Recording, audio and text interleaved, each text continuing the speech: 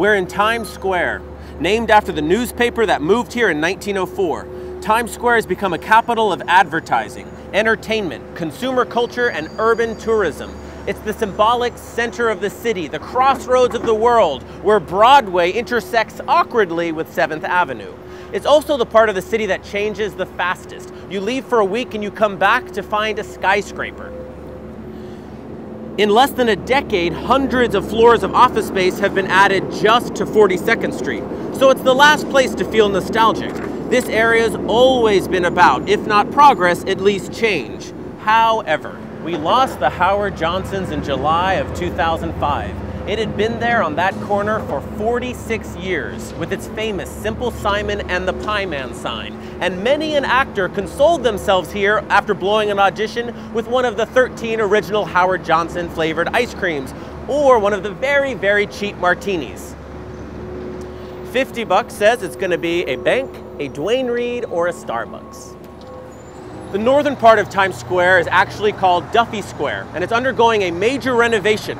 They're building a new space-age looking booth for TKTS, the organization that sells discount tickets for the theater. And they're building a staircase here so people can sit in the middle of Times Square and watch the crowds go by and inhale traffic fumes. Kind of like the Spanish Steps in Rome. Kind of.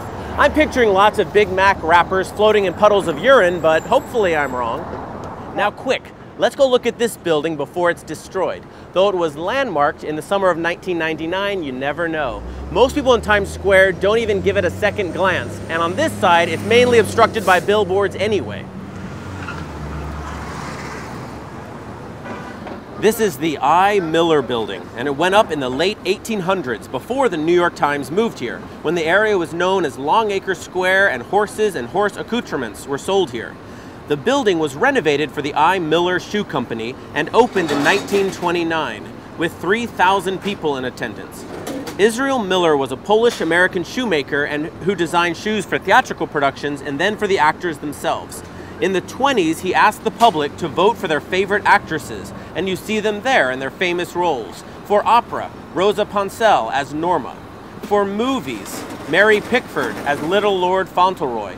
For musical comedy, Marilyn Miller as Sunny, and for drama, Ethel Barrymore as Ophelia. Oh, I loved her in 50 First Dates.